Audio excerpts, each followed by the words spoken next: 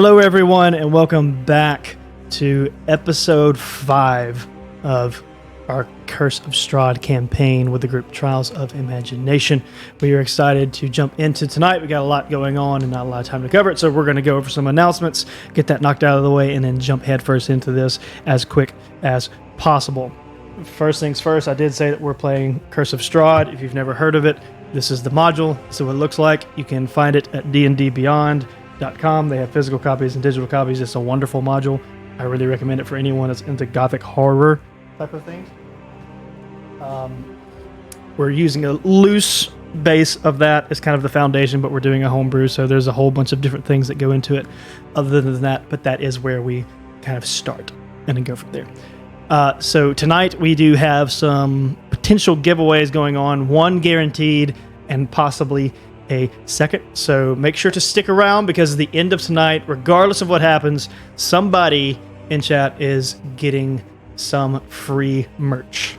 So it's going to be cool. That is, you can do the exclamation point giveaway in the chat if anyone wants to go ahead and throw that out there. Thank you, SJ. And you can follow that link, use any sort of in-game currency points that you have to purchase tickets. In-game currency is literally just based on how long you've watched the stream. That's all it is. So just be here, be active, you'll get points. You can purchase tickets, and you can potentially win something. The more tickets you have, the more chances you have to be the winner. It's just like drawing a raffle, if you've ever been part of one of those. We'll do that at the end of the stream. Additionally, we're carrying over the thing that we did last week, which is if at any point in time the stream hits the 30 viewer mark, we will do an additional giveaway that is likely a gift card of sorts, but we'll get to that. If that happens, we'll kind of take it from there. So potentially 2 giveaways tonight, but guaranteed 1. So if you are here, try and stick around as much as you can so that we don't have the weird awkward thing of giving something away and then you're not there. So don't be that guy. And if you're on YouTube, well, this is kind of after the fact, so you can't be that guy. But for those on Twitch, we look forward to that.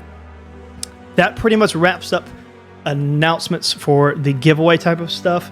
Another just kind of logistical thing, and I'll bring this up at the end of the episode. We will not be meeting next week. I will be out of town. I will be on vacation. Me and my family will be going to the beach. So I will not be here, and we'll not be having a session. Some of the guys and girls here might be gaming. I don't know. We'll ask about that later. But for now, just know that no D&D next week. We'll take the week off and pick back up with episode 6 the following week, which is the first Tuesday of July. I believe. Well, for second, I don't remember. Whatever it is, we won't be here. Won't be here next Tuesday, but we'll be here the following Tuesday. Words, calendars, I don't know. You guys are smart. You can figure it out. Anyways, that is everything I can think of. So before we move on to the video and go on, does anyone else here have any announcements that I missed, or are we good to move forward into episode 5? Going once, going twice. Sounds good. All right. Well, everyone buckle up as we descend into madness further and further, and we proceed with episode 5 of The Curse of Strahd.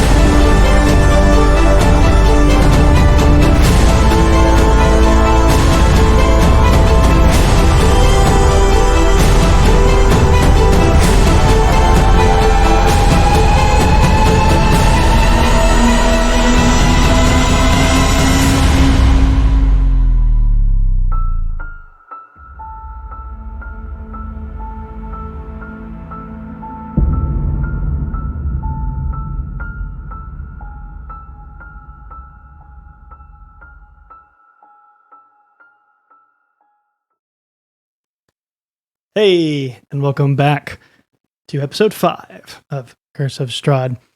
Non-announcement stuff, but just going through details just for humor's sake. So if you're watching this on YouTube, first off, thank you for watching. Second off, we stream this every Tuesday at 8 p.m. Central on Twitch. We try really hard to not verbally engage with chat, but engage with them in text. But if we do, every now and then, we try to make it clear to you guys what we're talking about, so we don't feel like we're just talking about air. Someone in chat did point out with the other cam they saw that I indeed have some sports being streamed over here, because if you can't tell by my shirt, this is the first week I have not worn a nerd shirt. I'm wearing a sports shirt because I'm a big sports guy, and my sports team is playing in the College World Series tournament right now. So that's how much I love you guys, is that I'm here playing D&D instead of in front of the TV watching my favorite sports team play in the pinnacle of college baseball. So don't say I never did anything for you. Anyways, so last we left off on episode 4 of Trials of Imagination. Our two adventurers, Zahel and Millard, both found themselves having a conversation with people from their past, both of which are now deceased, which was very interesting, very alarming, and we had interaction and role-playing of that entire engagement. Everyone snapped out of it, and it turned out that not only those two, but everyone had kind of experienced some form of encounter, experience, hallucination, no one really knows, whatever it was something that seemed personal to each individual. Not really knowing what to make of this and having conversation, they attempted to move forward, treating Nadar, and Elbreth brought out her little device that Idris had given her before his passing, and lo and behold, it basically came alive in a sense and had a projection of Idris in what most people would consider a hologram, but you know, whatever the players here want to consider that. And so they kind of got to talk to Idris a little bit, even though he is deceased, and the ball gave them some data about what its function is to a certain regard and its potential uses, and more importantly, it's also its limitations, because it's not just a free-to-use device. It does run on, as it said, energy of sort. So that's something that they learned last episode. They put that up, moved around the rest of the floor, and discovered the kids' room, which were the same kids that had been outside the house that got them in here in the first place, only they were bones on the floor and became apparitions and ghosts in the room and began talking to them. And even stranger, they seemed to have zero recollection of ever meeting or talking to these adventurers at all. No memory of this. They treated them as if they are new people they have never met before. Things continued on. Some people tried to leave the room, and when they did, the ghost went into them, disappeared, and that was the last we saw of the children. And then our adventurers proceeded forward. They went to the spiral staircase, as the kids had basically given them the map of the area. And Zahel and Mark went first to go down, and then the rest of our adventurers had the lovely idea to push a dwarf down a 4 to 5 flight of stairs, with the people in front not being all the way down yet. So it was our only option. So physics being physics, all 3 of those ended up at the bottom of the stairs with some cuts and bruises and took some damage, but everyone got down and felt some form of energy surge through them, and all of our players leveled up from level 1 to level 2. And this being probably a one-time only thing, they also got the gift of a long rest as well. There's almost like a level up in a game, if you will. Like whenever they leveled up to 2, suddenly everything was healed, everything was fine, spell slots were back, everything's hunky-dory. They only were able to explore this area a little bit, not a lot, but when they did, everyone started hearing voices again, only instead of it being Zahel and Ayla, this time the entire group was hearing the whispering voices. And then right before the end, Zahel heard one, but had an added effect this time to sound like someone whispering that he knew. And then he felt a hand on his shoulder, turned around, and it was his old friend Teft, who only said, "It's time." And when he did, Zahel fell unconscious on the floor. And that is where we left off last episode, and where we'll pick up this episode. In case you didn't notice, our friend Richard is out this week. So it's fitting that he is unconscious. That's why if you look on the screen, you see just Zahel's character token grayed out just to indicate that he's here, he's fine, he's just unconscious and not present for the stream. So anyways, Zahel passes out. What do all of you do? Oi, guys. Did you hear something? Yeah. Yeah, I heard someone calling for Zahel again. What's Mark? going on? Mark, is that you down the hall? Yeah. Well, Which way do you go? Zahel's I up. check on Zahel. I had screamed when I saw him fall, and I run to him. Where is Zahel? So And I'll run over to Ayla and I hear her scream. Oi, where you guys all going? so Let's stick together. Come this way. Ayla Don't was leave me here. Ayla, to my understanding, was the first one to Oh. check on Zahel because she was the closest to him. So Yeah. we do. I mean, he's. Well, I was right next to him when he fell. That's what I'm saying. Like you're the closest one there. So like he's clearly alive. Doesn't Okay. seem to have anything wrong with him. He's just unconscious.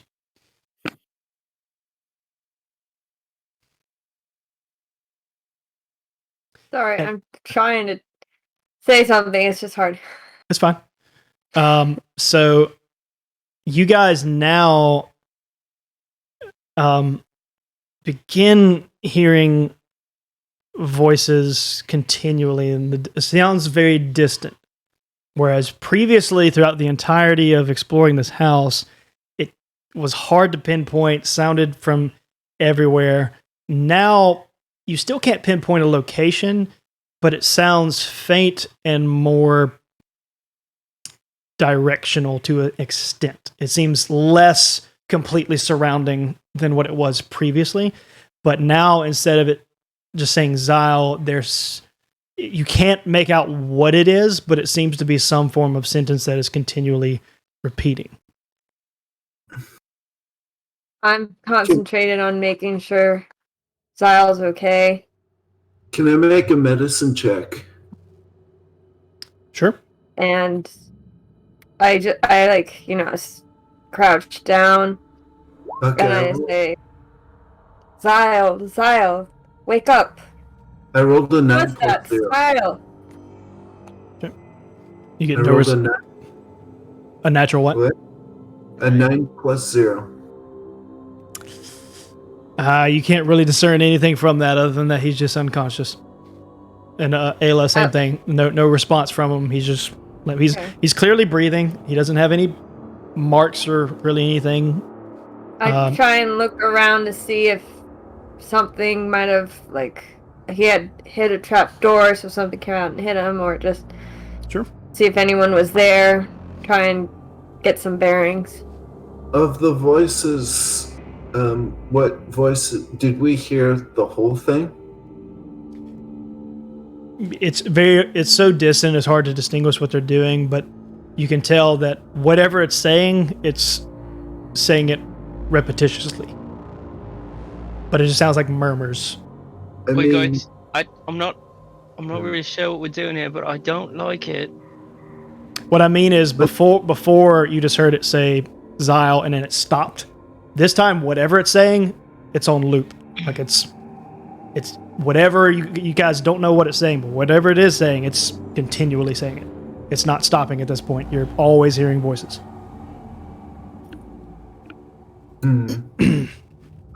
Let's take Zahel into this room. You guys want to go further? Well, where else are we going to go? This is the only way out. Up the stairs. We don't know what happened to him. There wasn't a way out up there. Right, but at least we could get him back to consciousness. I don't think that is the best idea. We need to figure out what's going on down here if we hope to get him to wake up. I'm not sure what's wrong with him. Do you want to try and figure out what's wrong with him? There was that voice. it looked like his face just lost all blood. He went white, and he dropped as if something just took his spirit in a sense. Not truly took his spirit, but something here knocked him out. You mean like a ghost? Like a spirit? Sure. Like all the stuff we've run into so far? Sure, why not? Let's get him into this room so that he can have a seat. There's some chairs over here. Oi, Nadar. They're going this way. Nadar's just sitting there crying. Why is he crying? Look, mate. I'm sorry I pushed you down the stairs, and I know you don't want to be here, but we gotta stick with everybody. I don't want to be here. Well, we're already here, mate. So let's move along. You know. I half-heartedly stand up, just meander behind them. Can you guys help me? I'm gonna try and pull Zahel into the room. Right, we have the the feeble wizard trying to carry a guy across the room. And the drunk dwarf Yeah. being Millard, why don't you help him get Zahel to a better position than these stairs? Right, because I want to touch the guy who's obviously been touched by a ghost. I'm just saying, mate. Just saying. do it. Okay. I walk past. Try to help him. Elbreth and Nadar make a make sure I say the right thing. It's going to be charisma.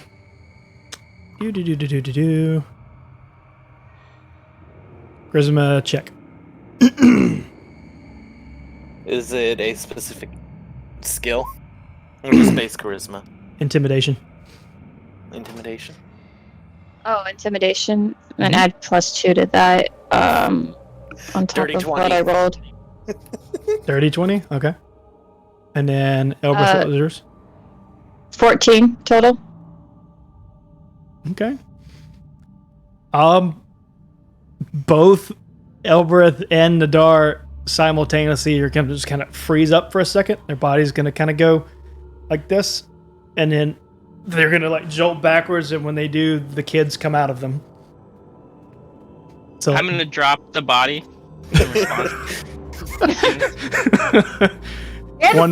one might say, "Let the bodies hit the floor." I start waving at the little boy. Oh, come on, mate! So they're like physical bodies, right? No, like no. not ghosty. No, ghosty. But they look at you and look like scared and confused, and then they just disappear right in front of you. I've had it with these freaking ghosts and this freaking crazy house, mate. Okay. Well, they did try to get into me when I left the room. I'm not surprised that one of you let them in. And you're telling me this now? So Like, when We this didn't let them. when this happens, Elbreth doesn't feel a whole lot different because hers, just to be honest, you got lucky on something that it didn't affect you a whole lot. Nadar, you feel a little confused and like you're not sure why you're crying. You just...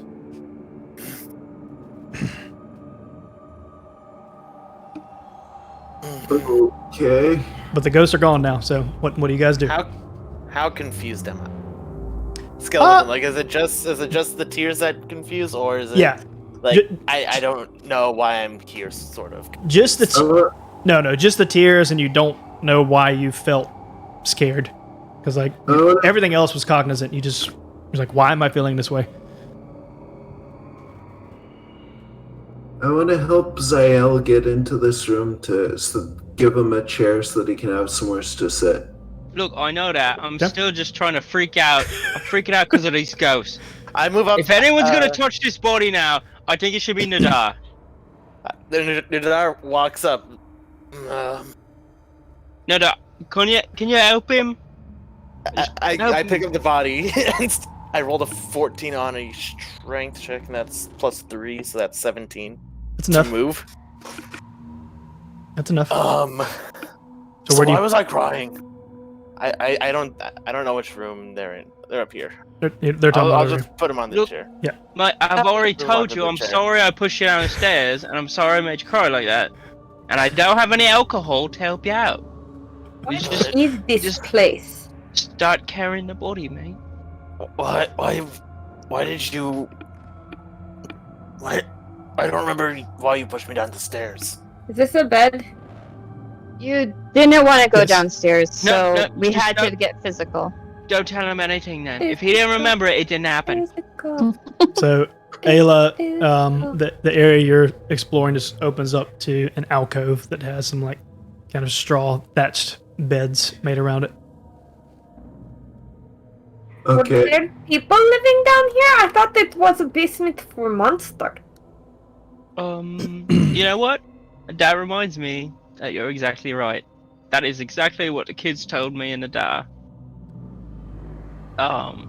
Which means that there's a monster down here somewhere, don't it? This goes down, right? That's correct. Okay. Well, Guys, I found another staircase. I need to check out. I mean, I should get what spells that I know copied into my spell book. Okay. You go to open your spell book, and whereas previously when you checked it in the house, it was completely blank, which is very alarming. It now seems to have something in it, although not all the spells you remembered before you guys arrived to Barovia. Instead, it just has a few very basic spells in it. And for the player side of you, it has whatever you learned all the way up from level 1 and level 2. Right. Oi, Mark. What are you doing at your book over there? This is weird. Well, you already checked it. You checked it before and it was blank. Yeah. Well, now it has some spells in here.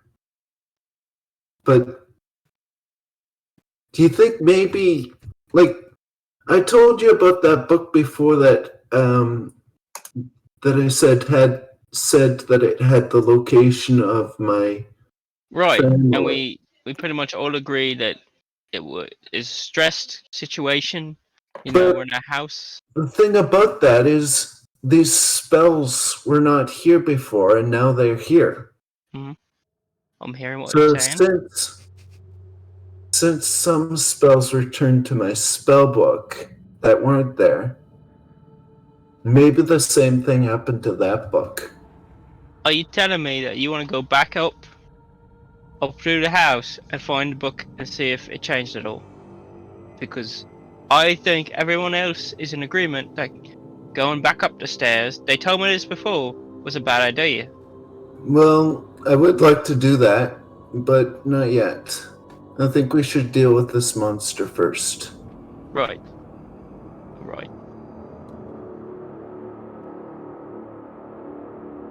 Okay. Do you want to break into pairs? I think that is an I really excellent want idea. us to break up the party when we know there is a monster down here. Yes, great idea. I totally agree with Mark. I think that is an excellent idea. It'll help us find it quicker. I choose Zahel as my partner. And I'll just sit right here and, keep an eye on him. I do not trust you with Zahel. We were both in the military. Different branches, I was in the Navy. Clearly the better one. But he's a fine bloke. Look, I think he's alright. Alright, you stay here by yourself, and the rest of us will go. And you stay right here by yourself as the only conscious person. So that way if something comes through, you're going to handle it by yourself. Right? Oh, you know what? That is a much better thought. I think I will stick with Mark. I was At just least- gonna intimidate him into coming with someone. At least because he's got his magical book spells back, he can help deal with the spirits. Alright. I think that we should all stick together. Maybe we could tie Zahel to Adar.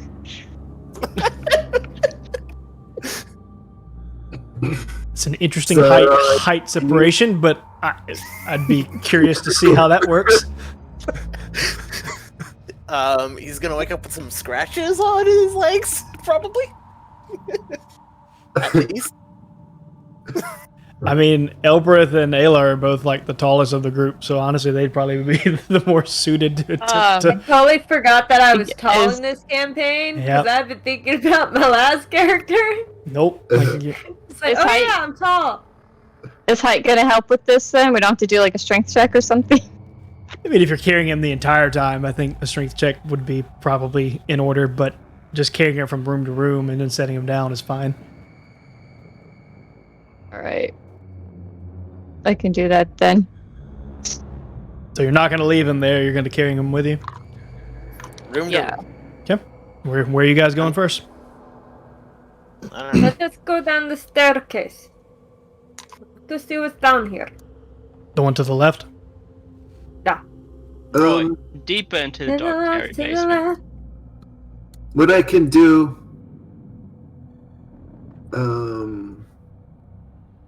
Wrong character. Are they coming? Not yet. Are you coming? Yeah, I'm Yes. coming. We follow. I'm just looking for something. Okay, I can use telekinetic shove to help out with carrying Zahel. Okay. Such a fun tag team, just carrying a limp body around. Just let's not hurt him. Yeah. Alright. I can make no promises whether or not we will hurt him. Okay, Okay, this splits up into a big open room that looks like maybe some sort of like living quarters of sorts, as if like if someone wanted to What are beds? be housed down here, and there's a well in the center of the room. I checked the rooms. what's a well doing here? I look down the well. I would say whatever a well's doing down here is probably a bad sign, and we should go back up the stairs. You look down the well. It goes, from your best estimation, maybe about 30 feet deep or so. That But should be within the range of my dark vision. but it appears to be dry, no water in it. What's it look like, Mark? It looks dry, I think. Ayla, that's don't go too much That's the further best than it's that. fine.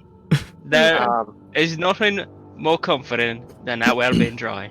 is there any pebbles like near my feet? Pebbles? Yeah, like just something I can pick up and like just drop down the well. Sure. Like there's just some various rocks and things around the ground. Yeah, like nothing too big, but just Sure. I'm gonna do that drop thing so I can get the depth of the well. Oh. So between the count between when I drop the rock and How's your intelligence? the echo comes back, not that high. He loses count pretty quick. Mm-hmm. I forgot. 1, 2. Did I say 3? 7? Boy, Nada, you know, I don't consider myself one of the most educated people, but I don't think you're gonna figure anything out that way. 1 + 1 = 4, right? That's exactly right, buddy. You still got your axe with you? Because that's yeah. Alright, that's right. I look at him and pull out the axe.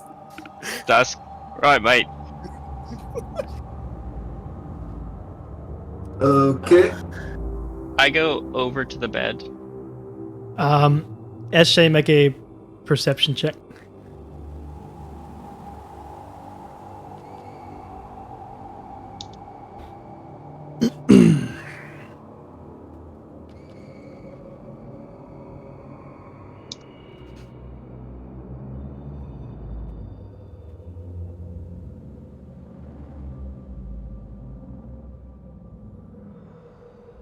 Eight.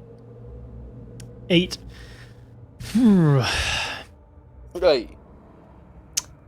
You don't know what to make of this, but you heard some form of sound that didn't sound like whispering voices.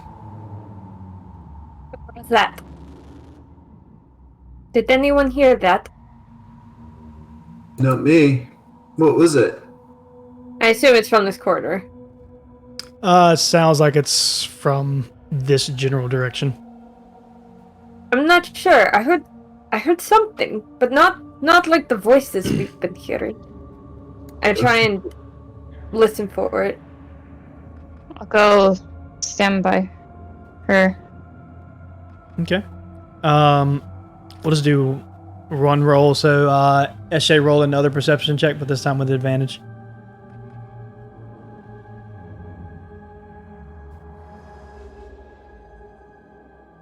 $13. That's with advantage. I rolled a 4 and then a 9.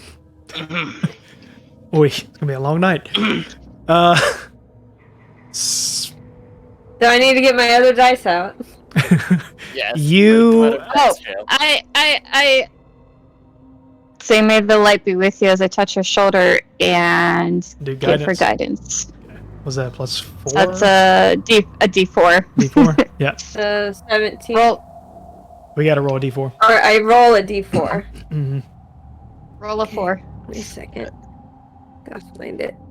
Which Elberth gets the choice. Either Elberth can roll a D4 or Ayla can roll it. 4. Well, I rolled a 4, so I'm gonna roll it. That would probably be wise. So that takes it up to... What was your roll? I rolled a 4. Yeah, the previous roll. Your other roll. Oh, it was 13, so 7. So 17? Okay, that's better. So now you have kind of a bearing of where it was like previously all you could tell is it was just kind of coming from below you. Now it seems like it's coming from, I don't know if you can see it on the map, but like kind of like this general direction. Your circle? Yeah. There's But something coming from up here. I still can't tell what it is. It sounds like chewing. Chewing? Mm-hmm. Sounds a lot like boss music. Nadar Millard. Guys, Or I think someone is up there eating. I think there's a bed here, and we could just take a nap instead of, going after some crazy ghost monster thing. Or the thing that is eating something may finish eating something and come and eat you. But by that time, it will be full. You want to go to sleep here in this creepy house where we are no longer paying attention because you are asleep and your senses are turned off. I rolled a 13 to look in the bed thing in front of me. The desk thing in front of me. You it's like a little nightstand. So Yeah, that's the word I was looking for. yeah. You open it up. It's nothing. It's just like kind of like cobwebs and dust. Not a lot going on in it. It seems to be emptied No out bats? for no bats. I gave you an opportunity right there. That doesn't mean there's not going to be one. It's just it's not in the nightstand. So Spit it a freaking broom. yeah. So Sorry, buddy. nothing. I In it. ain't gonna be no alcohol in there. Look, everybody else. Oh, I know, I want some too. But everybody else is heading this way. Yeah, we gotta get going.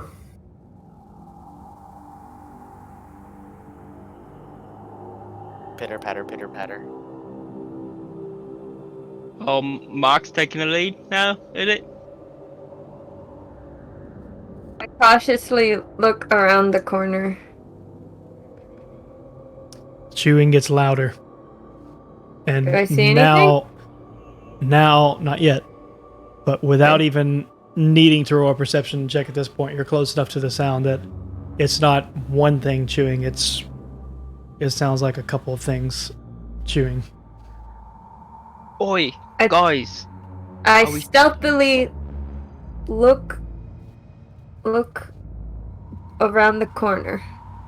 I just imagine like poking your head out like a Scooby-Doo thing or something. When you say corner, I mean, I assume you're just talking like right here. Hold on. Yeah, to look into the room to see if I see anything. Go ahead and move. Or you just talking about, you're like peeking your head around? I'm peeking my head around because I don't want to be seen. You see a bench of sorts into somewhat of an open room. You wouldn't recognize it. Mark would if he had seen it, but he's not up there with you yet. Because it's the part where you guys were coming down. You've kind of like made a circle around to where it was. Okay. So it's just south from the spiral staircase. But now you being close enough to it, you see bones all over the floor. Some of them still having flesh and muscles on them. Oi. Ayla, what is it? Is it ghosts? Something is eating the people, I believe. Are you sure it's not just like chicken? Well, maybe. You want to take a look? Or as long as it's not ghosts, I'll take a look. But I'm pretty sure it's not ghosts. Oh, okay. I'll take a look then. I think it's ghost beavers. Nadar thinks it's ghosts, but I trust Ayla a little bit more than I trust Nadar. Ghost beavers. Oh, no. I can see why we keep him drunk.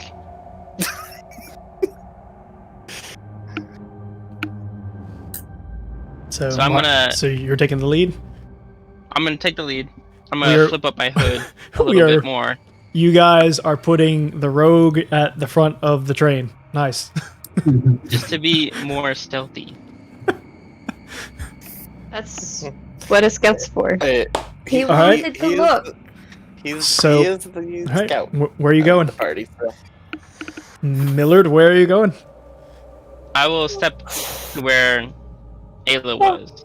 She's right where you were. She just like right. Her. Yeah, I stepped back. I'm gonna take my own look around the corner, but I'm gonna walk softly, but I'm gonna take a farther step than she did. Yep. You see the same thing she described to you. That there's a bench in the center, a bunch of bones littered around the room, some of which seem like they still have flesh and muscle on the ends of them. Okay. Does it look like you two, now being close enough, are hearing the sounds of chewing, and it sounds like it's coming from this direction. Okay. I'm gonna peek around to the left first. Yep.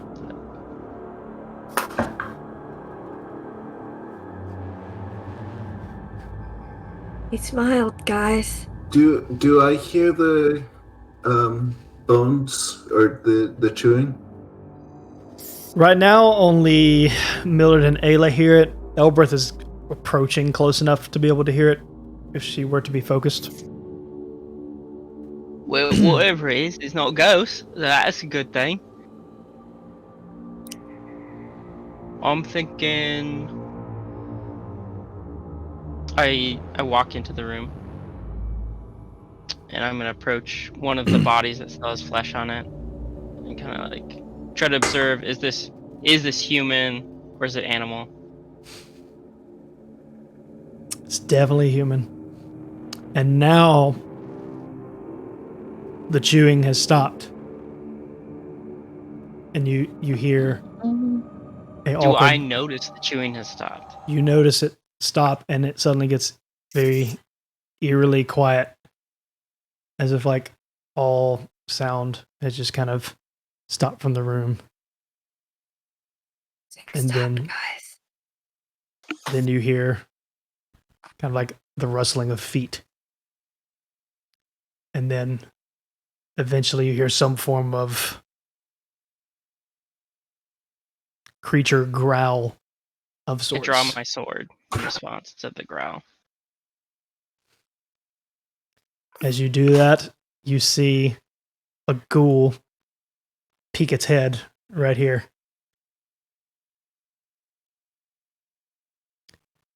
And it has now made eye contact with you, and it lets out just some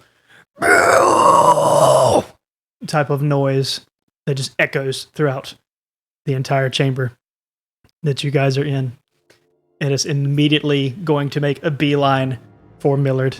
I need...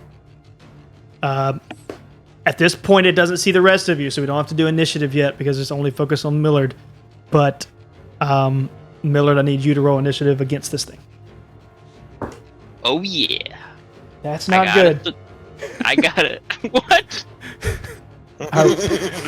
I rolled a 19, so I was like, whatever you... I was like, good. that's not good. I rolled a 6. Total. Okay. I'm just going to tell you totals. Unless it's a really bad roll. Okay. So, do the rest of us have a sneak attack or something?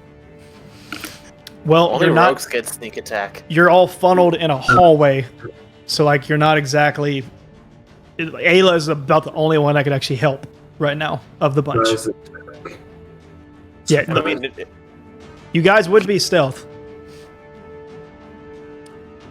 Okay. Nadara could just literally beeline it away from here because he's like, ooh, scary noise. My Not thank staff's you. ready. Everybody heard the scream. Yes, everybody heard that, so you know what's going on. That something alarming is in the other room, but you're not going to be able to stop this first instance, is what I'm saying. This is happening one way or the other. So it is going to attempt to just reach out its claws. It drops some sort of like a leg or something that it had in its mouth, and it's going to come for you and try to take a swipe at you.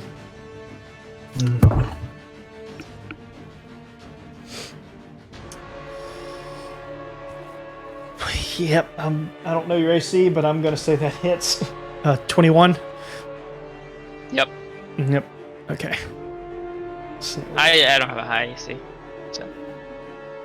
I don't think any of you would have been able to do a 21.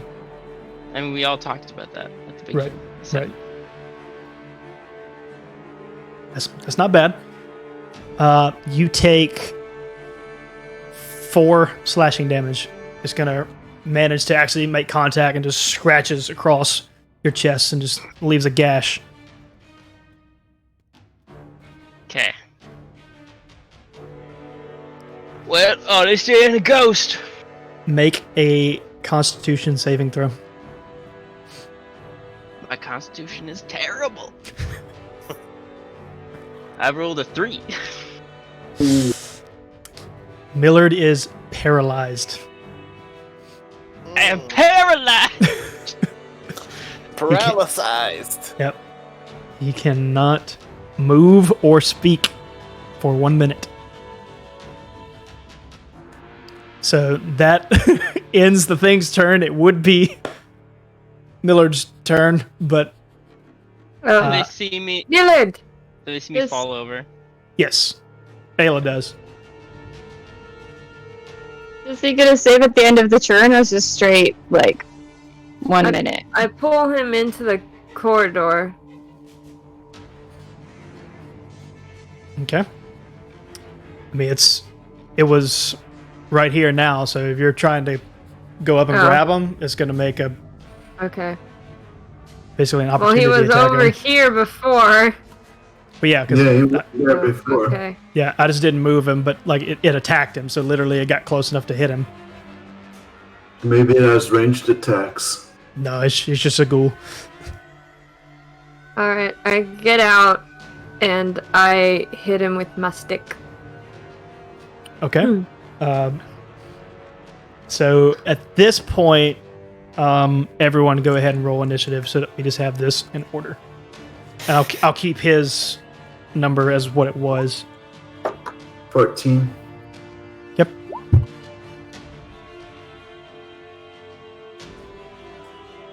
Captain Beck's got 4. Okay, Nadar. 2 ones. Side by side. 11. Okay. And then Ayla. I rolled a 1. Oof. But I Okay. get +3, so it's 4. All right. So the order is going to be this ghoul, and then Mark. The ghoul already went. He had his turn. I know, but that's you guys are moving. So it's going to be the ghoul, and then Mark, and then Nadar, and then Elbreth, and then Ayla. And then whenever Millard gets out of his turn, he would fall into place with where his initiative was, unless you would like to roll again, which I would allow. No. It's up to you. Why did we miss the surprise round? Because there was Because from the Surprise geese. round. it was not a surprise round, and Ayla did not go for attack. She went instead to try to get the person first, which alarmed it, and then she stopped doing that and paid attention to get an attack herself. So she's not going to get a surprise attack against her because she would have been kind of unable to defend if she was carrying Millard. So that's just kind of the way this played out. So, all right. So it's going to try to attack you, Ayla. No duh.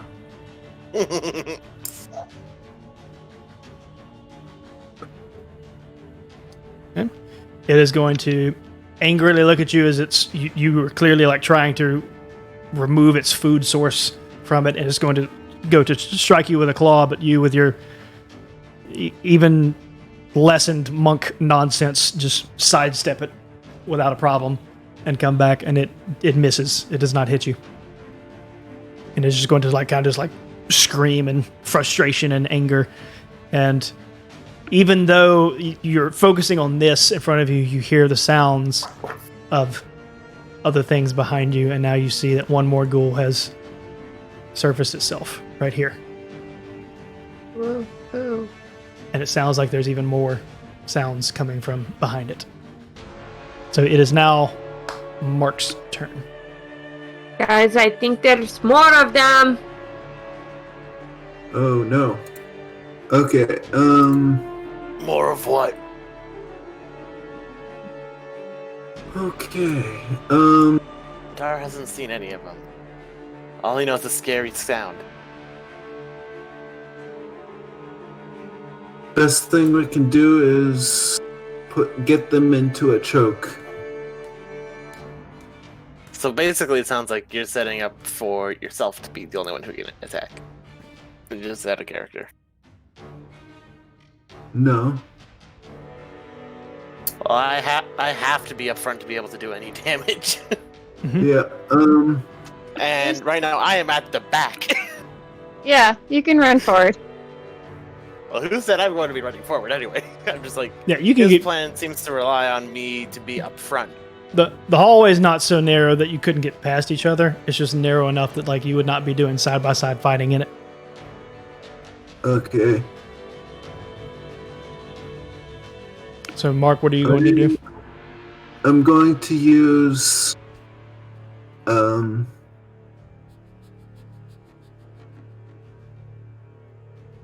I'm going to use create bonfire right here. On this one? Yeah. I'm hoping someone will be able to get here before he can move. Yeah. So,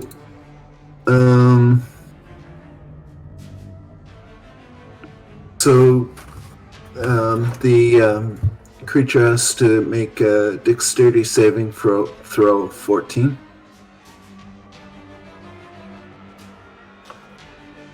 Okay. Does he fail or does he succeed? He fails. Okay. I deal 4 damage. Okay.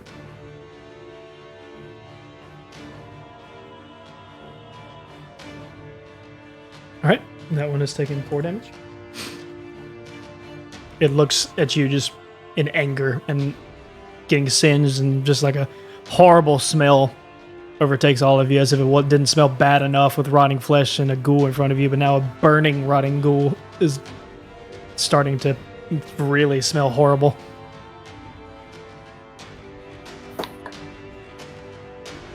You do anything else in your turn, or is that in your turn? I can... No, I think I want to end my turn there. Okay. I guess actually I could use... I could use... What's it called? Actions... Okay. Telekinetic shove on Millard to get him out of the way. How far does that throw him?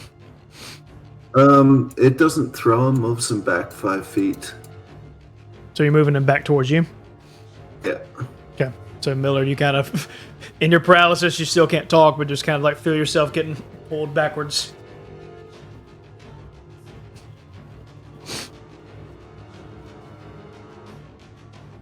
Does that end your turn, Mark?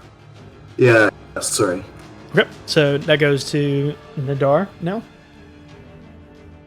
Okay.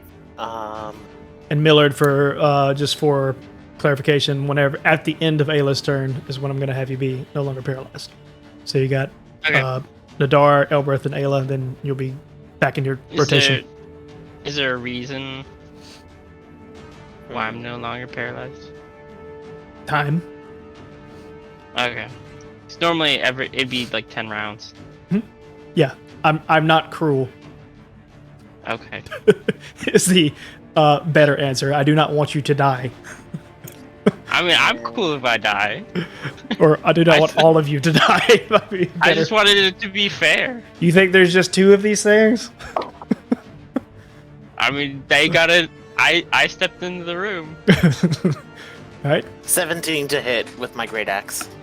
Move right here, Nadar. I can't. I moved my max limit right there. Oh. I'm just thinking. Millard's probably okay with just 17 sitting hit. out of fights. Yeah, 17 hits. Where's my D12? There it is. Let's use the fancy metal one. 10 plus 3 is 13. Okay. So 13 damage total? 13 damage with my great axe. Just slashing? Yes. What other actions do I have? I thought I had reckless attack. You could do reckless, but you would have had to state it before the actual attack. Yes, I'm more. I'm just trying to see what else I can do. You have reckless and As, rage. like, a bonus action. Yes. Rage is a bonus action, and yeah. I'm gonna go into a rage, so I have resistance against their things. Okay. You hear the angry dwarf sound off the sound of battle. Does that end your turn? Yes. Okay. It is back to Elberth, and then Ayla, you're on deck. Alright, Move right here. sorry, I lost my... Okay, I was trying to move and I'm like, oh, that's Twitch. 3... I want to be up there.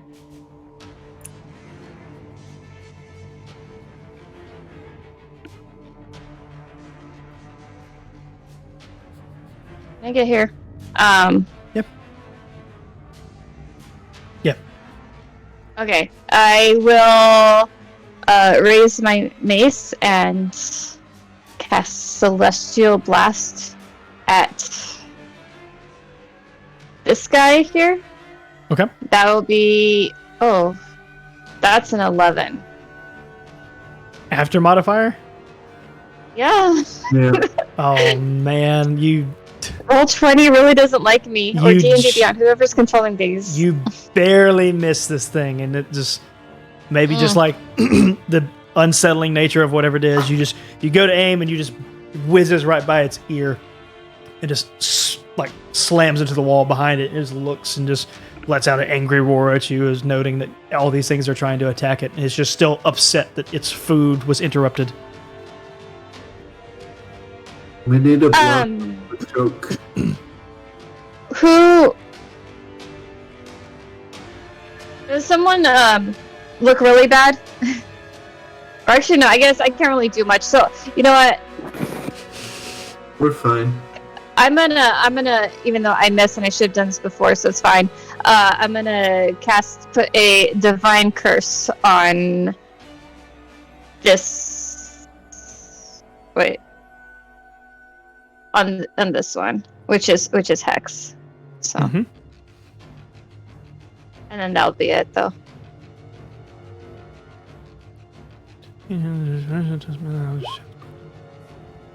Sorry, I'm just reading to make sure. So,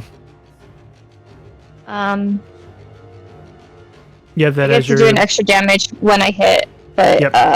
Yeah, gotcha. So that's more of like a prep. I'm just thing. kind of placing it right now. Yeah. I got you. I feel it. All right. We're back to the top of the turn order. Millard, you're now going to kind of fall back into place as your body begins to feel itself again. Guys, Millard, you okay?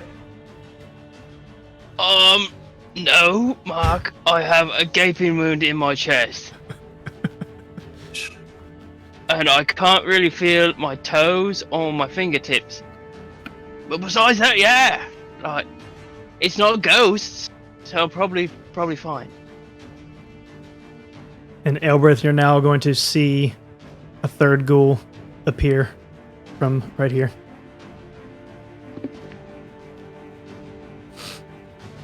It's Does not. that strategy? There's another one. It's not its turn Wait, yet, look but out. it's gotten close enough where you see it now. How many of those things are there? You hear. If, Beast 3. So, let's see. It's going to be back to this one's turn. Who, since Nadar hit it pretty good, it's going to be a little upset with you, and you are kind of right in front of it. So, Yes.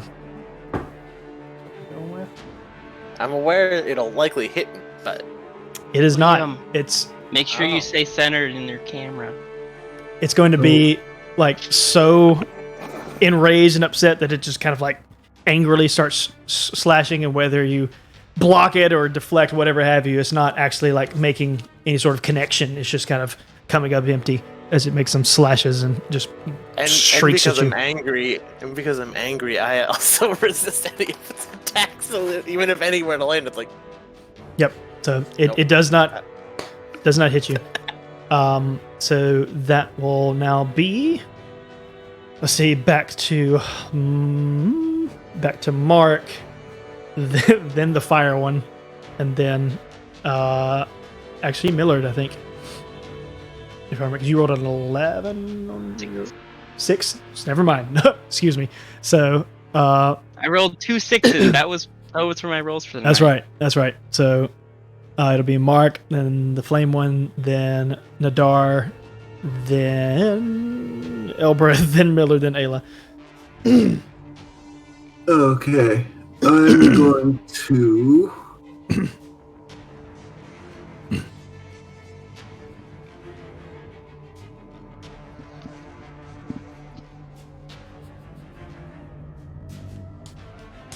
I'm going to use mage armor on Millard. Okay. It's my dex modifier, right? 13 plus dex. Yes. 13 plus dex. And your AC will become 13 plus your dex modifier. Which is now 16. I'm going to move up to here. Well, I guess I should cast. No, I can't cast anything. I'll just move up to here. End my turn. Okay. Interesting choice. This one was going to attack Ayla, but since you are now right in front of it, and it is its turn, it's going to make an attack for you. Yep. Lucky son of a gun. Nat 1. So it is going to...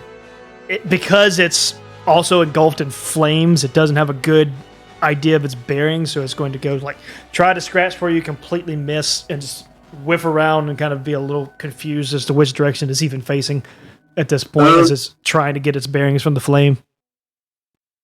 So does it make a dexterity check? At the end of its turn. Okay.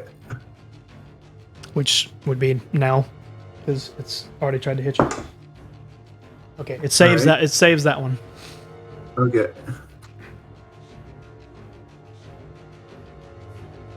Now, because it saved, does that does anyone know? Does that make the bonfire cease, or is it just going to continue to have to make a save each turn?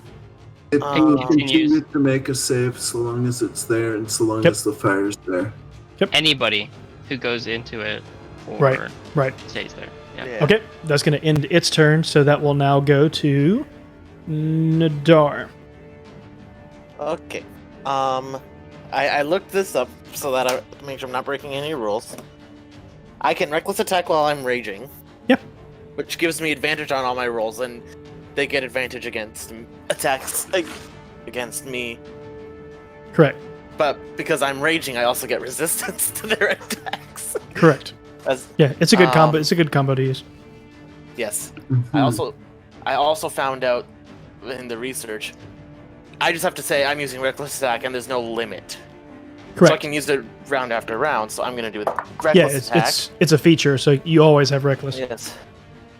Well, no, rage is a feature, and I only have 2 per long rest. Yes, but it is a feature that does not require any sort of replenishment. Yes. 19. That hits. No, wait, 21. 21. Well, I mean, 19 would have hit, so... Yes. Where's my... 7 plus 3. 10 damage. It's the guy in front. 10 damage? This guy angrily, Dwarf just starts flailing into this thing. So you're going to take a big swing after several flails and get like a good uppercut. It's just going to cleave and kind of like sling straight through it as this thing just falls to the ground. And this one is dead. So I sliced it in half. Nice. Okay. More or less. Anything else for your turn? That should be pretty much it. I'm gonna move up on top of its body. Yep. This one over here, because it's the initiative that it rolled, is going to now move over towards Elbreth, and it's going to make an attack towards you.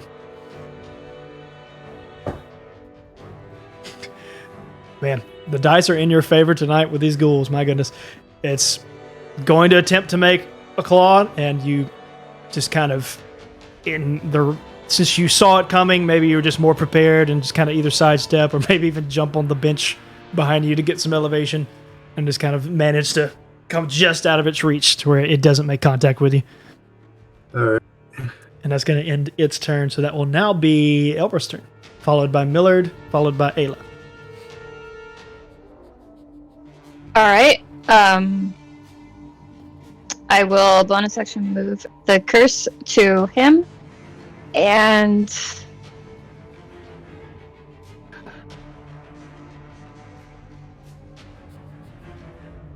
I'm not good with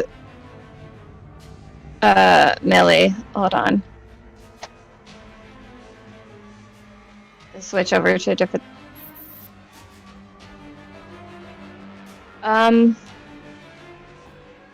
Yeah, so I guess I will try to hit it with the dagger. Okay. What's your hit? 19? 19? 19?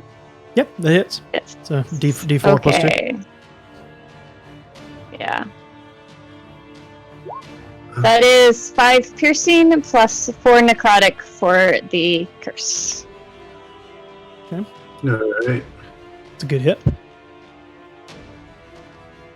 Let's make sure And- we have any sort of... Do we hear any more ghouls coming? Make a perception check. Okay. Anything else for your turn, Elberth? 18. That is it. Yep. What'd you roll, Mark? 18. You can't discern the number, but it definitely sounds like something else is in the distance. Okay. Something else is coming, guys. Oh, you don't say. I do say. Did I see that guy? You can kind of see that he's there now. You're about the only one.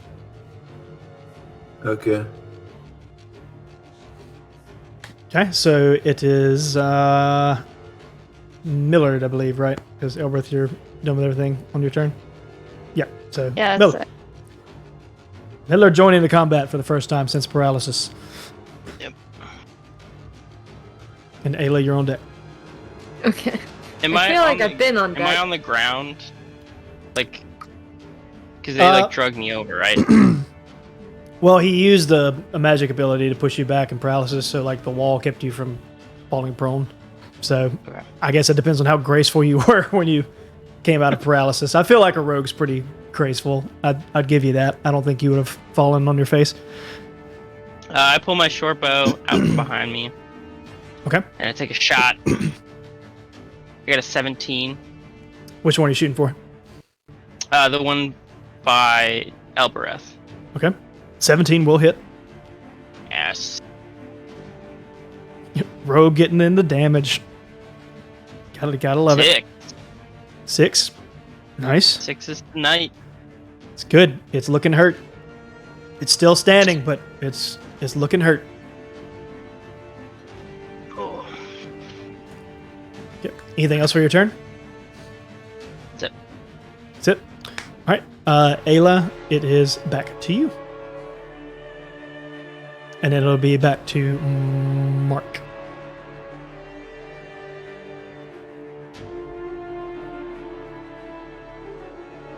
I go over to help Albrecht.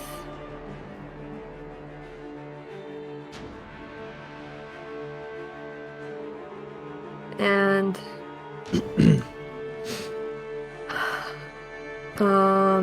sorry. You want me to be a nice DM to you? Sure. Use unarmed strike. Yeah, I'll do that. And then as a bonus action, use flurry of blows because you can attack twice because monk bullcrap. And, Right. And Well, also, I should as be a able monk- to do that if I use my staff too, because it's a monk. Yes, and weapon. remember to roll dexterity for your roll to hit as a monk. Yep. Don't well, you? I well, haven't looked at her stats, so. no, I would use because her hit is higher than her dexterity right now. Ow. So until the level balances Okay. out, I would just do the hit. Yeah. Yeah. Okay, so I'll unarmed strike the ghoul.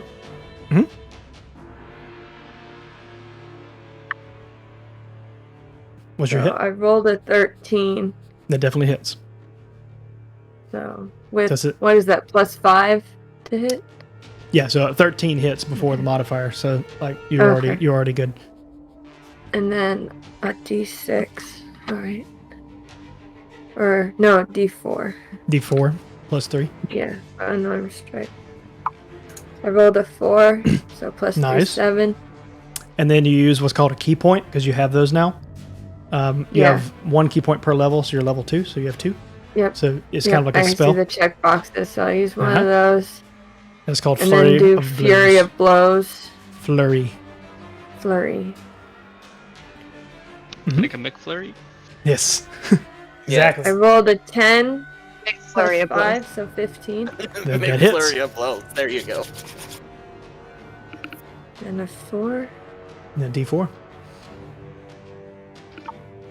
I rolled a 2, so 5. Okay. And the first one was 7.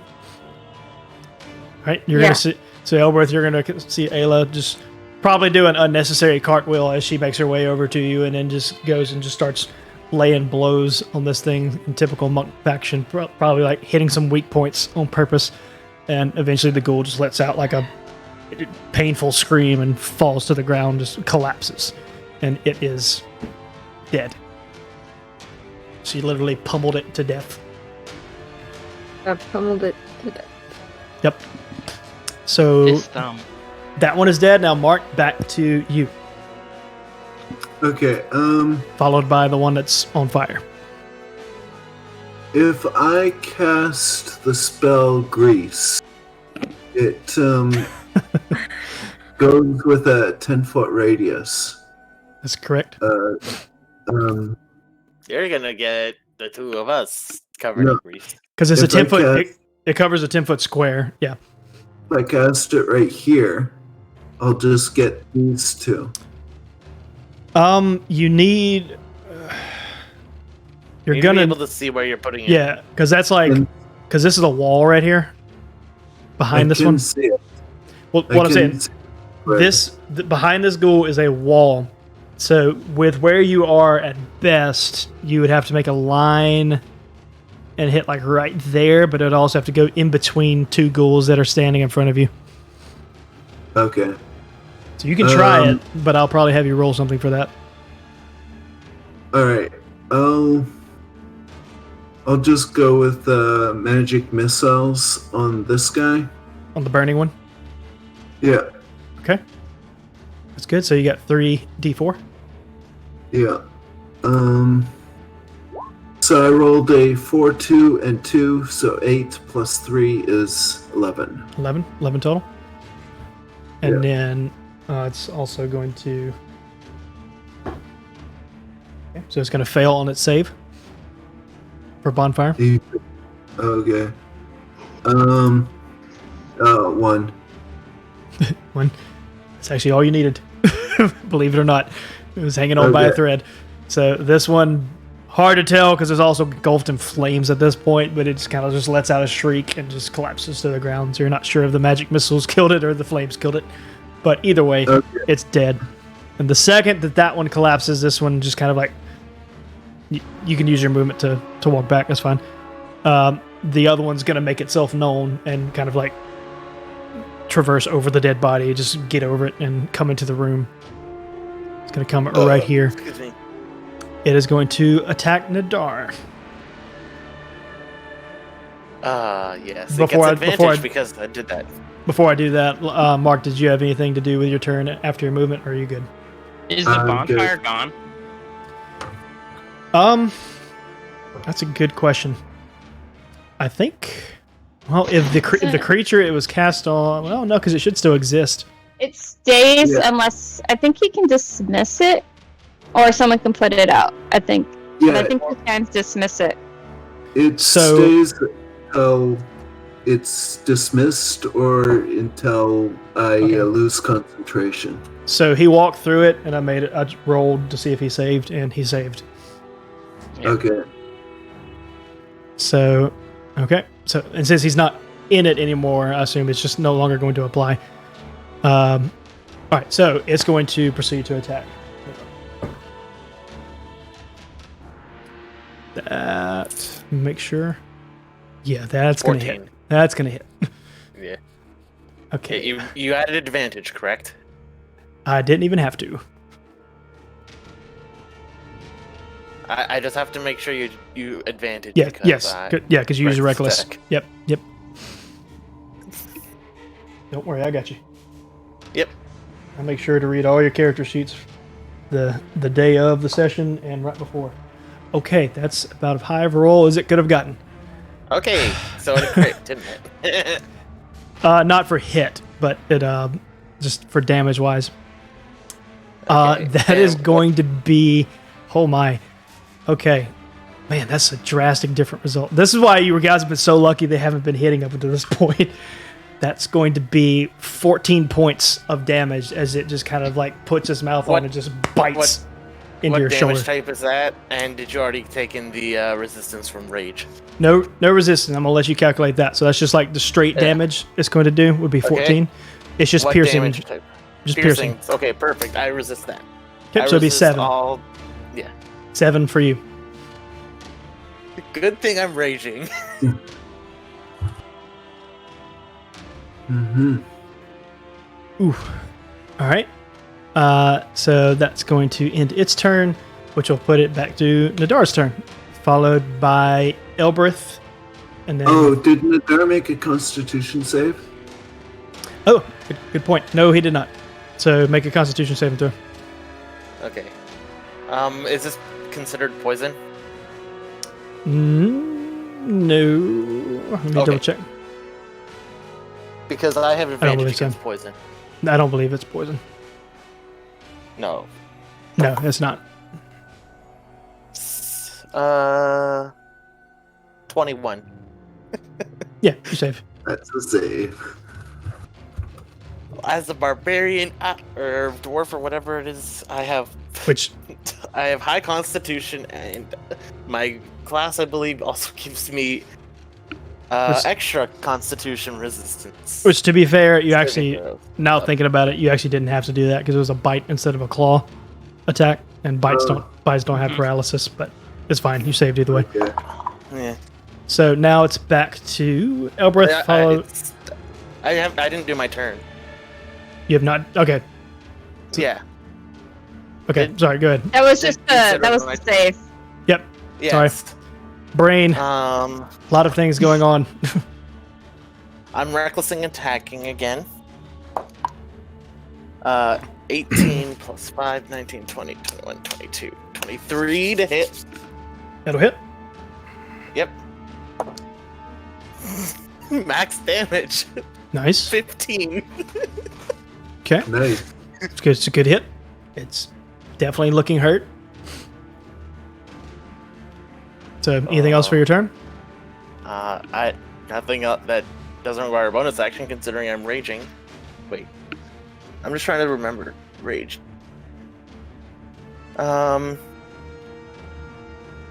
Okay, I forgot to do this. It's not 15, it's 17 damage because I'm raging. That's true, because you get +2. Yep. Yes, I forgot to add that to the other one. Yep. So, okay. So, yeah. That's all I'm doing. Okay.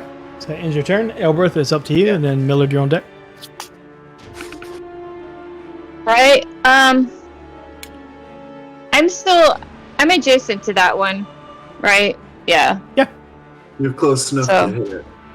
Well, I'm too close to hit it with the stuff I want to hit it with, so I gotta use my dagger. Gotcha. But yeah, so I will swing at it with my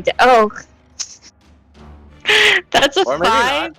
That's a nat 1. Ooh. Oof.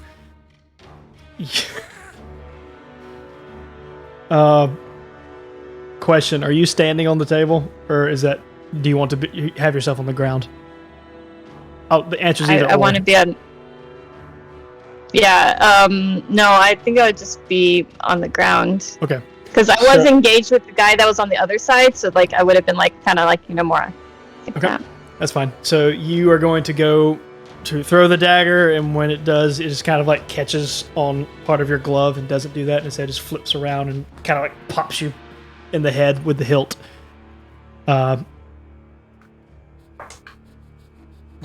Take 1 bludgeoning damage. Okay. You hit yourself in the head. At least it was a 1. No, that was a D6, so that could have been much worse.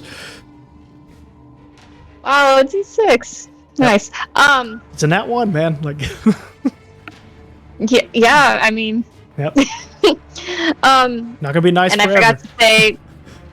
I forgot to say, but I moved the curse, and it doesn't matter. So that's my bonus and my action. So. Okay. So it ends your turn. Yeah. Are you gonna move anywhere? Or are you staying put? I think I'm gonna move here to give more space if someone wants to stand there. Okay. So Millard, it is back to you, followed by Ayla, and then back to Mark. I switch and draw my bow, and I start aiming at the new ghoul, and I fire. Right. Give me a hit. 17. That hits. Look at the rogue performing tonight. The rogue and the barbarian who has somehow always done good in combat. Because it's Four a damage. barbarian. The barbarian. Well, Four- I mean, like, I'm Four. hitting everything. That's what I'm surprised at. All right, so you said it was a crossbow or a short bow?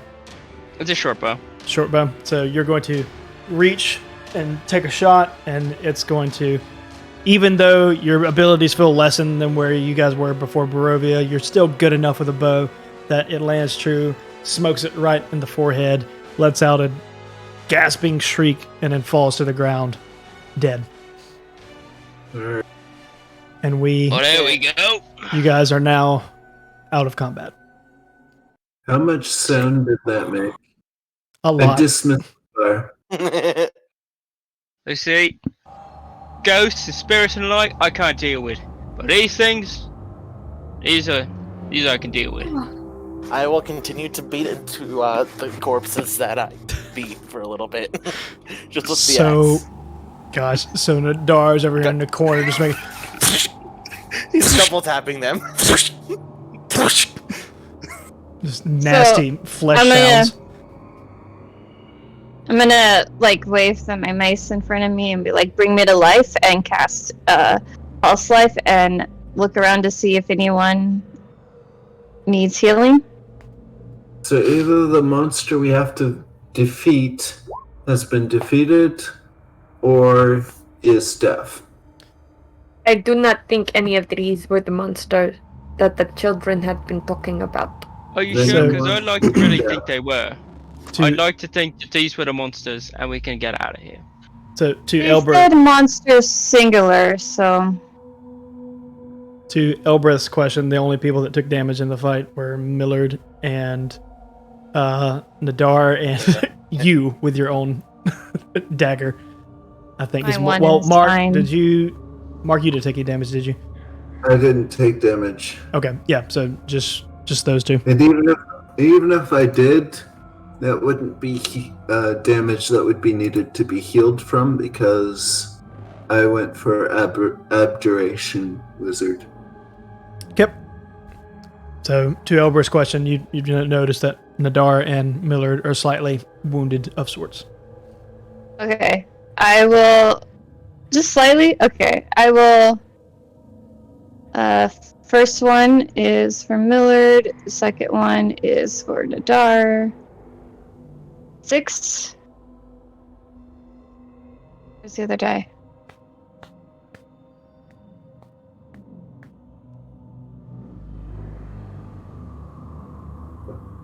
And 5. 6 for Millard, 5 for Nadar. So after I'm done, I point my mace at each of them, and like a warm light envelops them. Is that just normal health, or is that temp HP? Those are normal. I gave myself temp, but yours are like regular. Oh, I can feel my toes again. So due to where Mark has begun exploring, you guys are now going to begin hearing the voices be louder. Oi, Mark, you can't just go running off like that. And Mark, Well, no. giving as close as he was to a certain area, begins hearing faintly what it sounds like they're saying. And you can definitely tell now that the voices are coming from that direction in general. Like, not really sure where, but it sounds like it's just coming from down, as opposed to like where previously it was kind of all around. Now it's starting to become more directional, and the sounds that Mark is going to hear is going to be something like,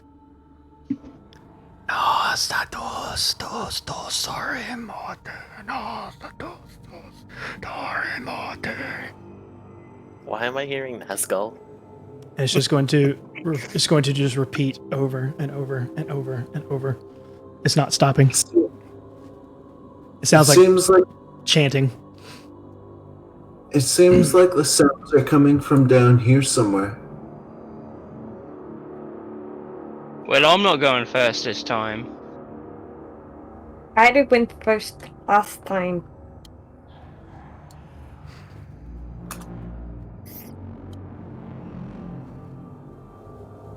You know who hasn't gone first? Nadar. I love that everyone just left the rogue in the. Oi, guys, don't leave without me. I find wherever we left so Zahel's body and pick it back up. they left you guys.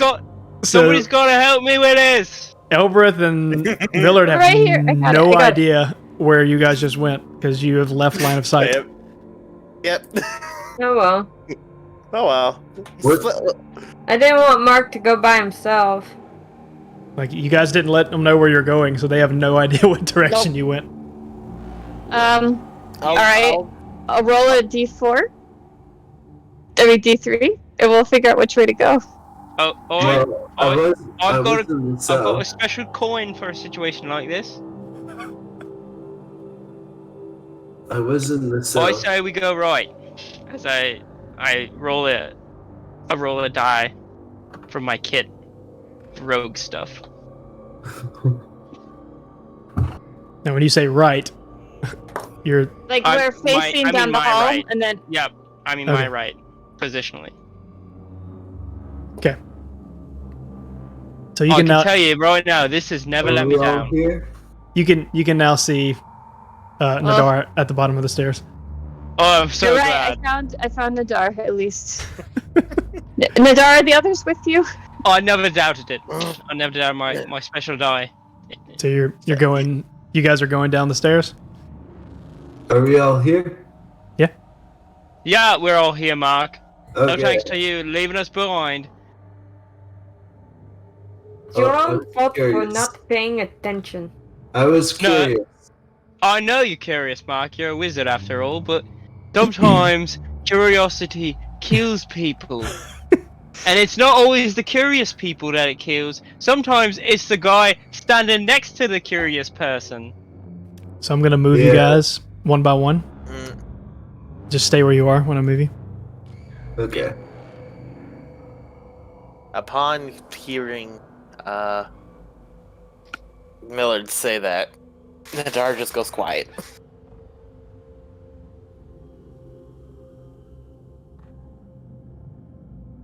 Like he was about to say something, and then Millard spoke up and Sure. went quiet. It's a fairly long staircase, surprisingly. So I'll give you one chance. Do you guys say just like one brief instance? Do you guys say anything to each other as you're traveling down?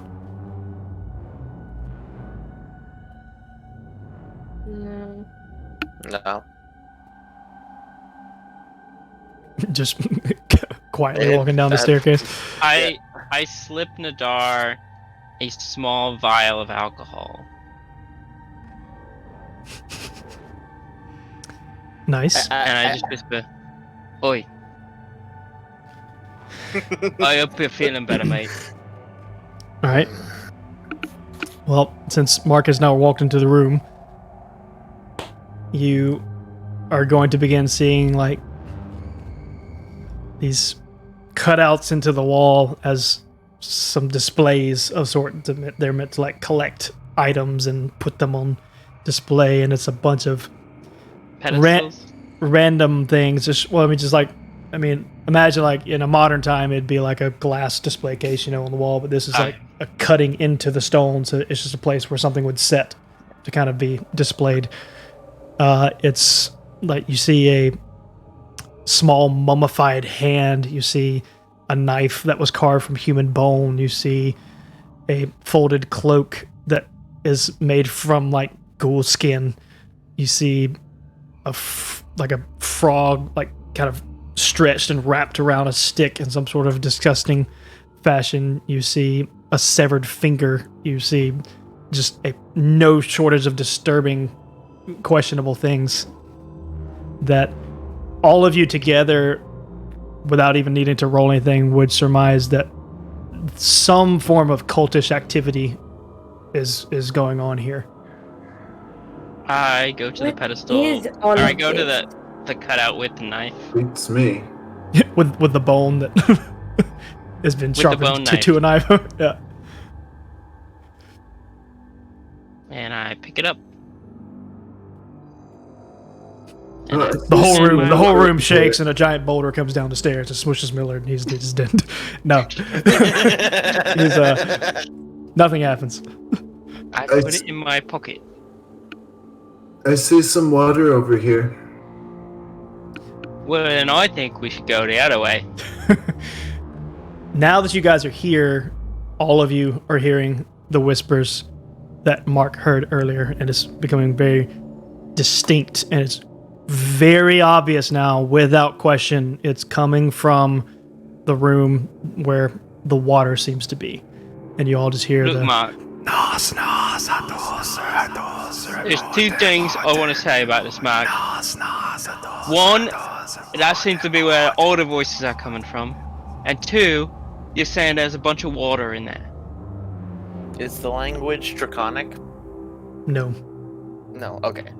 Because I was like, if it is, I know what they are saying. Which is why I just had to confirm that. If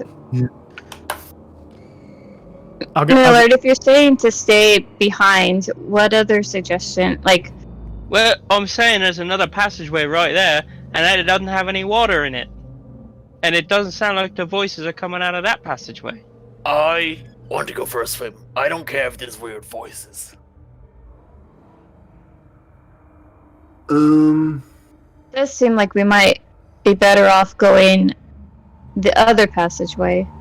Maybe we don't get stuck in water when we approach the voices. If we approach the voices.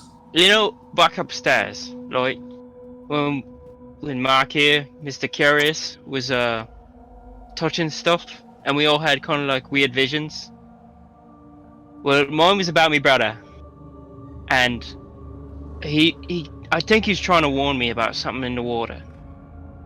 Like, he made a lot of references to the time I saw him die, and it seemed like it had to do with something that happened on that ship, and something being in the water. So I'm concerned in some way that some sort of water ghosty thing is down here. And so I would just prefer if we went the other way.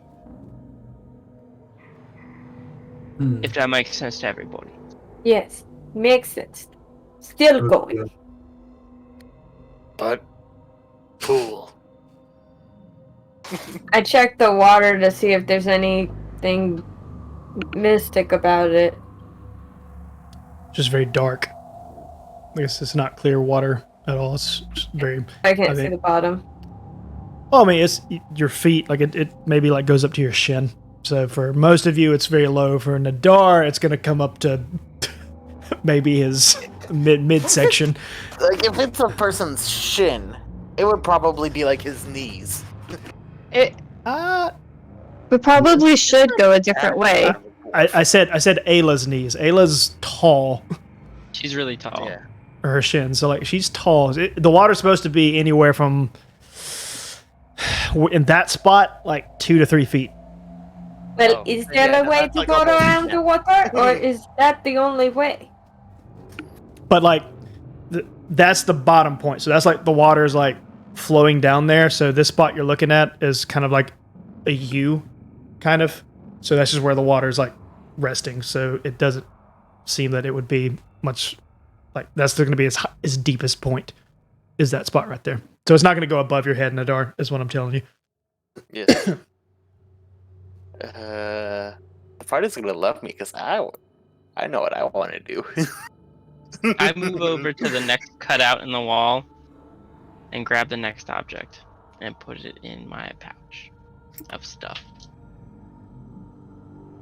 Okay. So you're just collecting the weird things one by one. The knife I get, but the rest of it, like, ugh. We don't know for we don't know for sure that it goes around, but we could check down this hallway and see if it does loop around. Yeah, I like that idea. Right, we can always come back to the water some other time. It's true.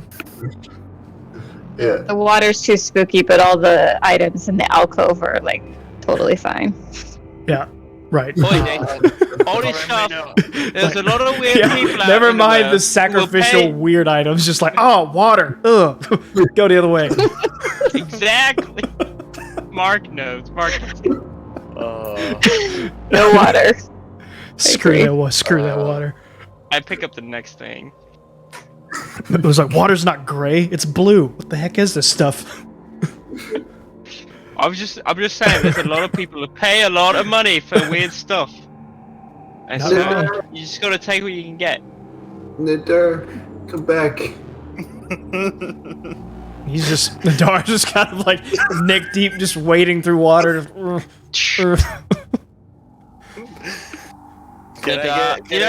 I ever told you, Nadar, how much I love you, like I've definitely told you that, especially when we were in the pub.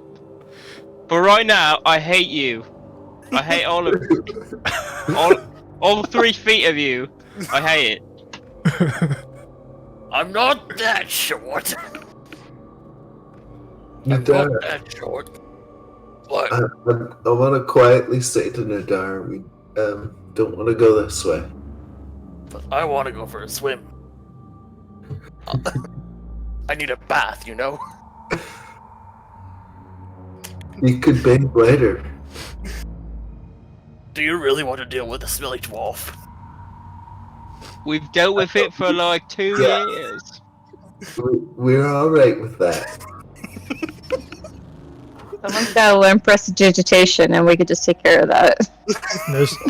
Those voices have not stopped, by the way, and like they're getting very, very loud as you guys approach the water.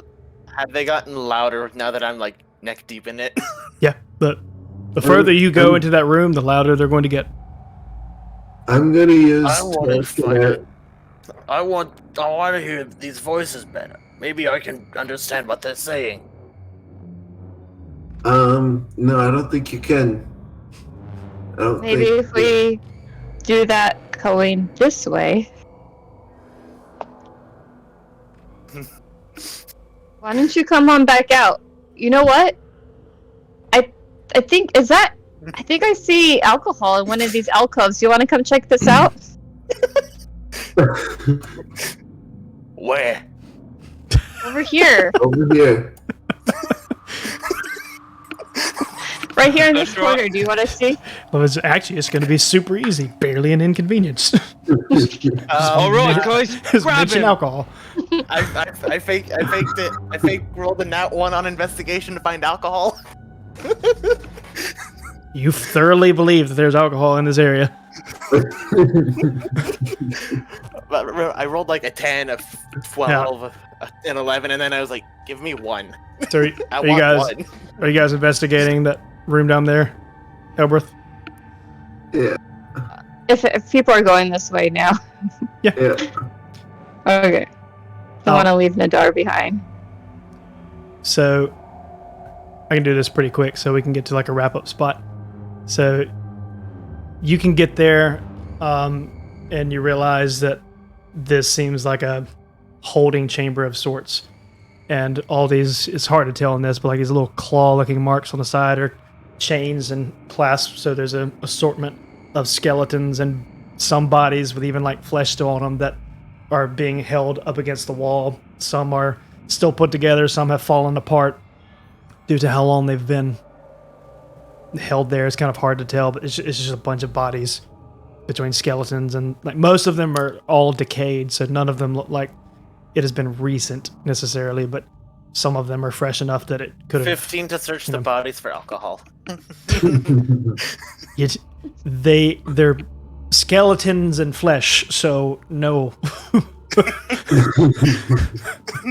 There's not alcohol. There's not a flask just shoved into the thigh bone of a random skeleton. And I shove one into. Be like, Why not? Just I rolled high enough. There should be one. No, that's not how. it's not it how. works. That's not how this That's how works. D&D works. That's not how any of this works. If you want it bad enough, You can't just roll checks and make stuff happen. Are you sure? Okay, so Yeah. I've been watching too much Blaze of Glory. that is actually all you see in this room. It's just a holding chamber, and it does meet a dead end. So like marks at the dead end right there, to where like that's where the wall stops, and there are no doors or anything around it. Are there any windows? No, you're in a dungeon. You don't know. Big nope. It's just a side How room. many Just windows do I see? 0. I can roll investigation and we can make windows appear. Nope. All right, so I mean, what I'm saying, you've seen all there is to see in that room. So do you make your way back out, or what are you guys doing? Yeah, I guess so. Yeah. Yep. So, put you all back in that room there. Okay. So, are you going to proceed to the water room, or what are you guys doing from here? This is going to be kind of like the last thing we do before we wrap up the episode, move to the giveaway portion. There was I think nothing. the water is the only option now, I think. Let me go first. I want to go for a swim. How about Nadar goes back to just neck deep water. Yep. Right over here. I think we should kind of maybe wait till Zahel wakes up before we go diving into deep water. Fine, but can I stay right here? I yell out from around the corner. Sure, Nadar. You go ahead and take your bath.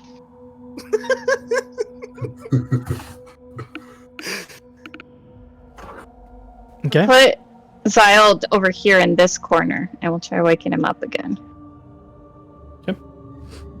So the plan is, I'm giving you guys the option. You can either stop here, or you can get into the water room, and we'll stop in the room. Either way, like, nothing will happen. I'm giving you user's choice of where you'd like to stay put for the episode. As long as I get to stay in water, I'm okay. And I can magically summon doors with investigation checks. Yep. He's the bard, the College of Creation. College of Creation Barbarian. I'd be tempted to say, since Mark and Nadar have already gone in there, that you probably are just going to want to go ahead and follow suit. Okay. You can stay split up if you choose to, but No. I put him Miller's- down, and then I Miller's pick him gonna back stay up. with Zahel. okay. Yeah. I can use telekinetic shove to maybe help you get through the water, Millard. Considering there's a dwarf who's like walking around like this. I think basically you're a little walking. too far away to do that. Yeah, no, if you come closer. All right. So, is everybody just going to go to the water room? Mm. I'm staying with Zahel. Well, I put it. So I put him down, and I started to pick him back up. So are you saying you're like no? Yeah, Put him I'm down. like, just keep him here. I'll look after him. Just let me know if it gets too hot in there. Hot? Doesn't seem hot. Is the water hot? I don't think that's what he meant. Oh. Okay, so which of you are going to the water room and which of you is staying put? So I go ahead and put everybody where we need to be. Nadar, water room. Ayla, you said you are? Mm-hmm. Okay.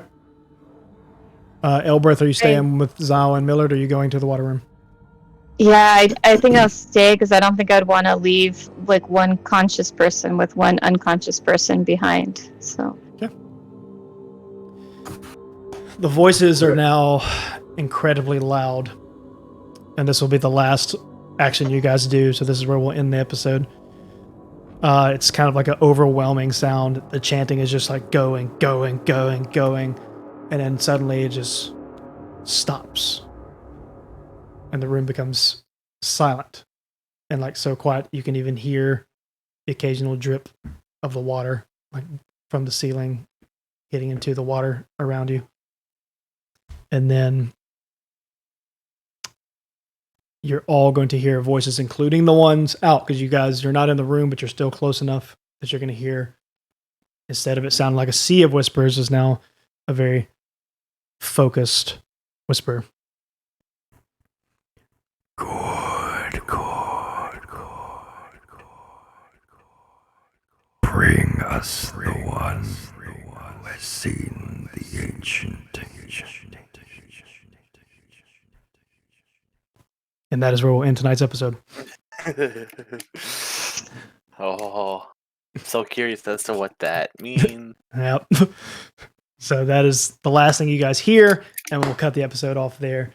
And that is where we'll end episode 5. So for all you YouTube folks who are watching this on YouTube, thank you so much for watching. This is where your portion kind of tapers off, and we're going to focus on chat on our stream. We're going to do the giveaway portion now. I'll talk to chat as we go throughout the rest of the night and have a good time. So if you're watching on YouTube, thank you for stopping by. You're awesome. We love you. And we'll see you in 2 weeks because we will be off next week. So good job, guys. Another round of combat.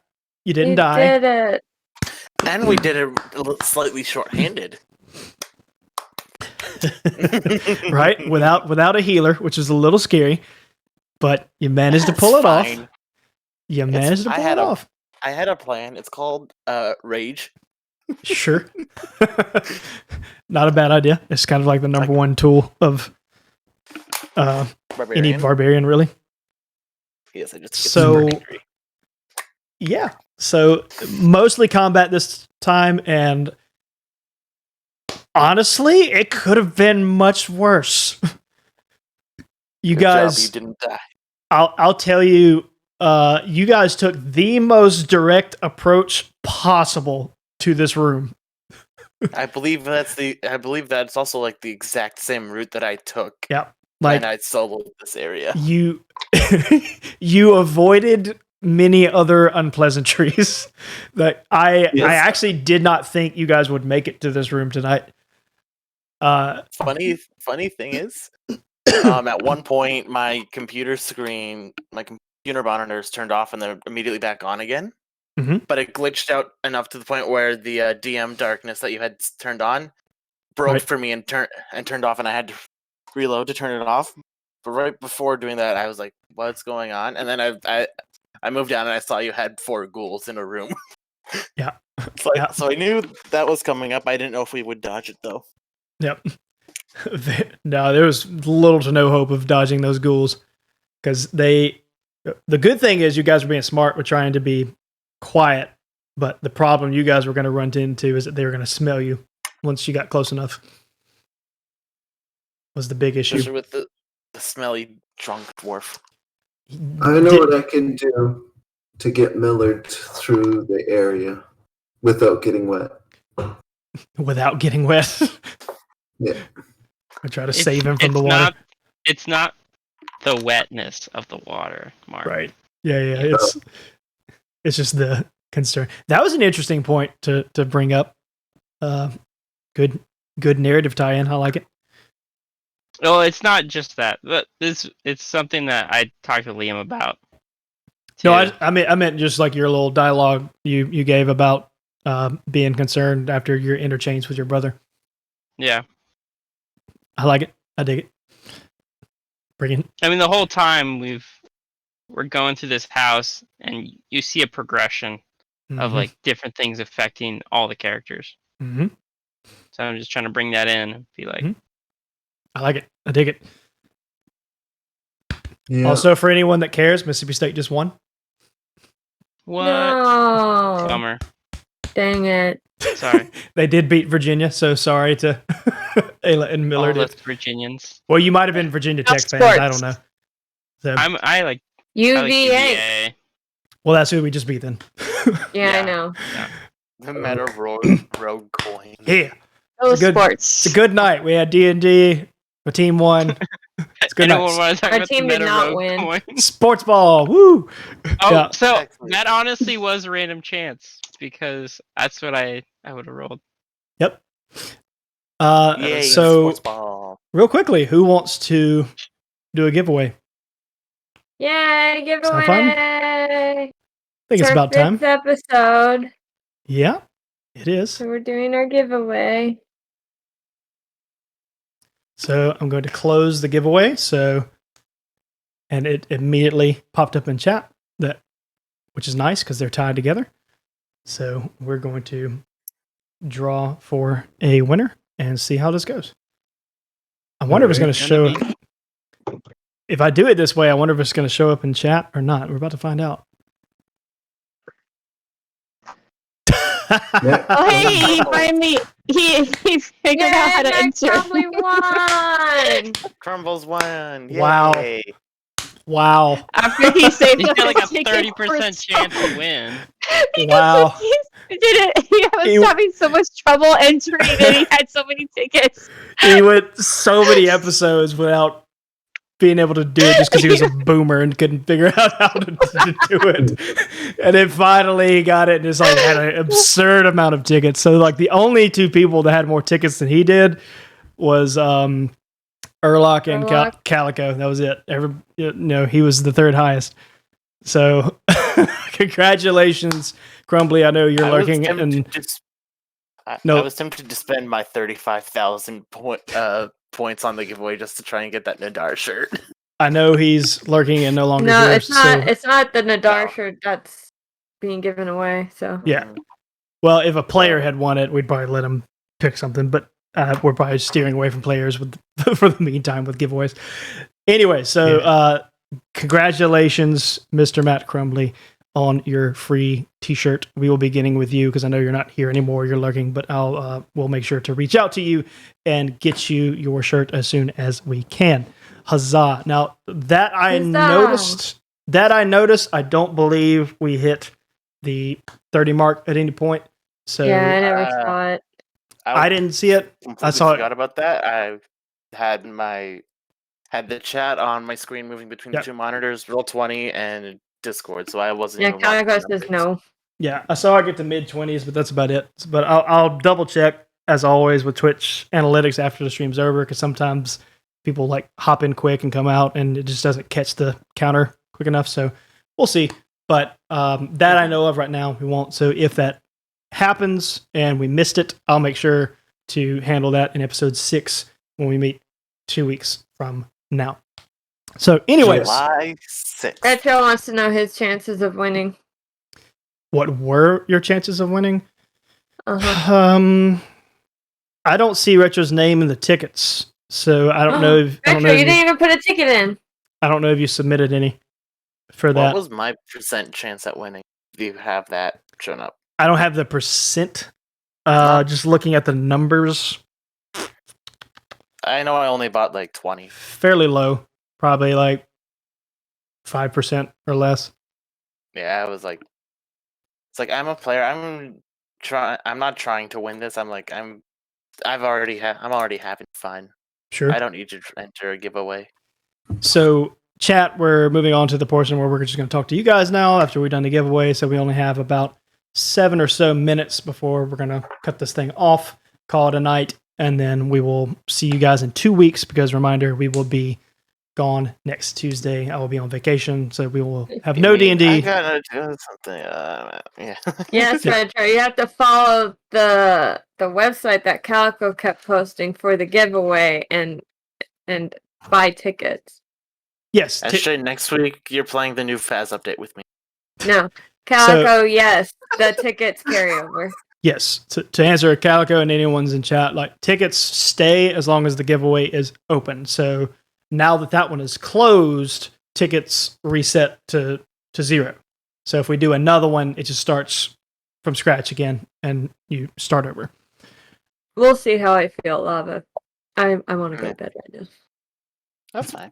Yeah. I said next week.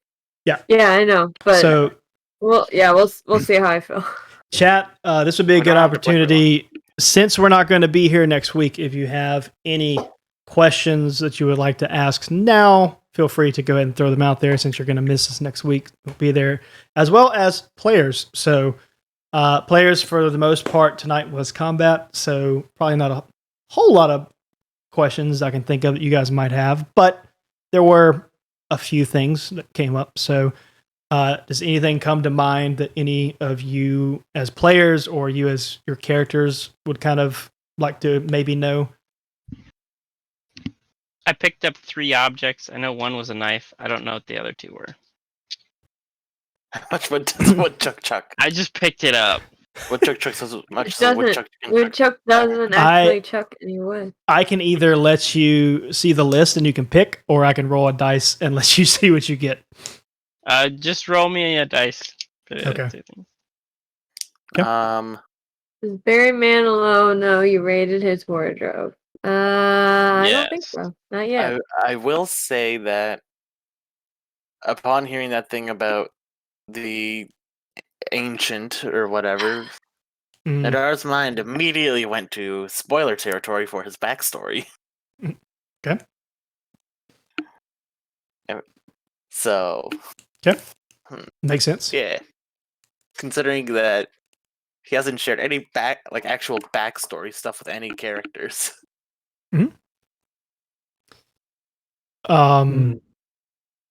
So Millard, you got the knife.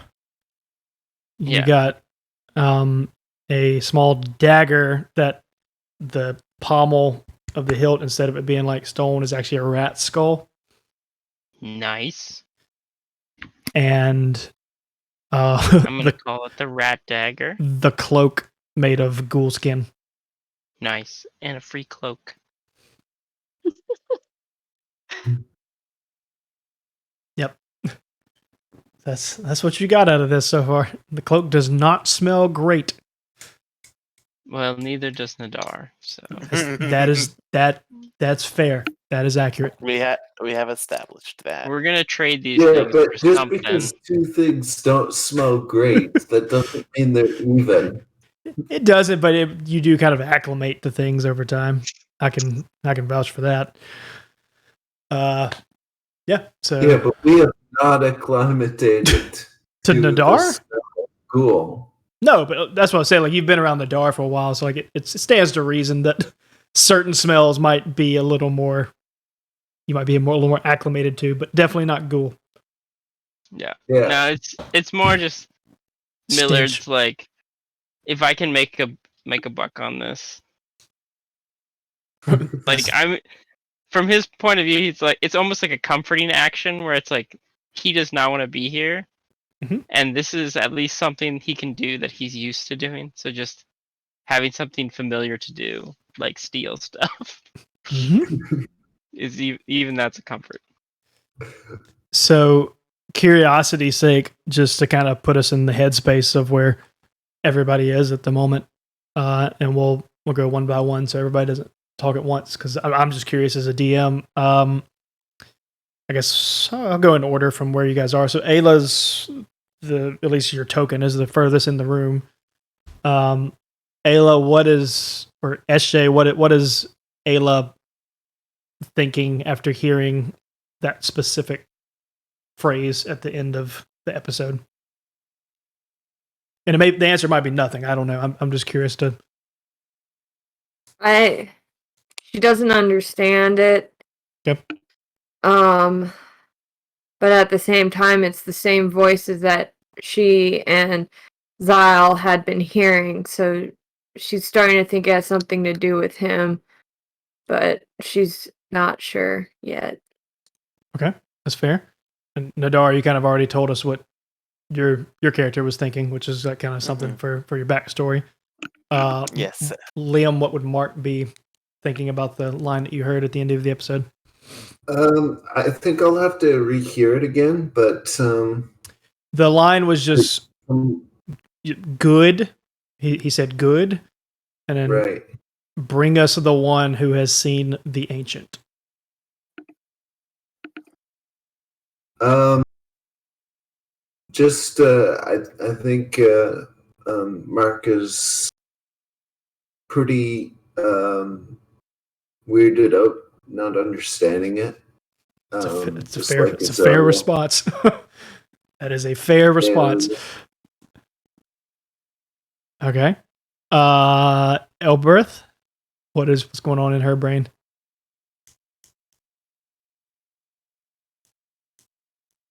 The things before were calling to Zahel, and he's the one that passed out. So, Mm-hmm.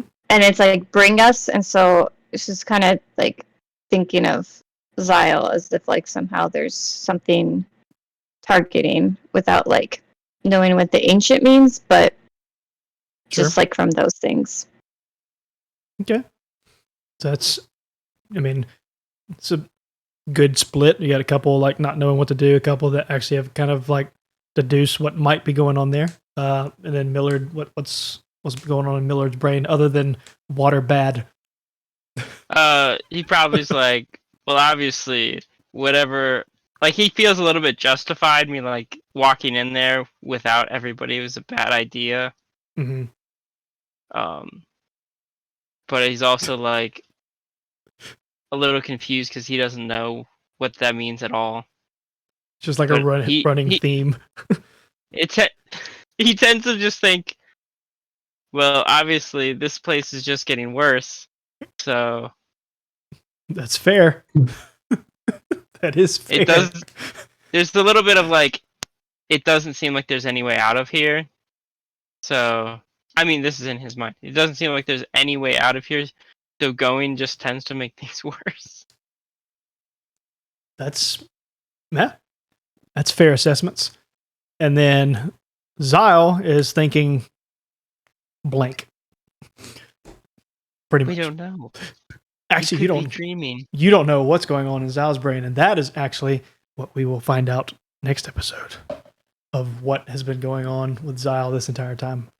So that'll be something for you guys to look forward to in 2 weeks.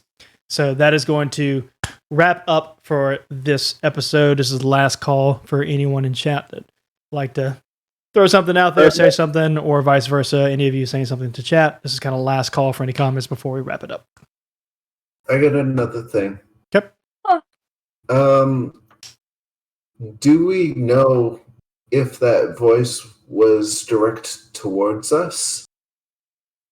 What do you mean by towards us?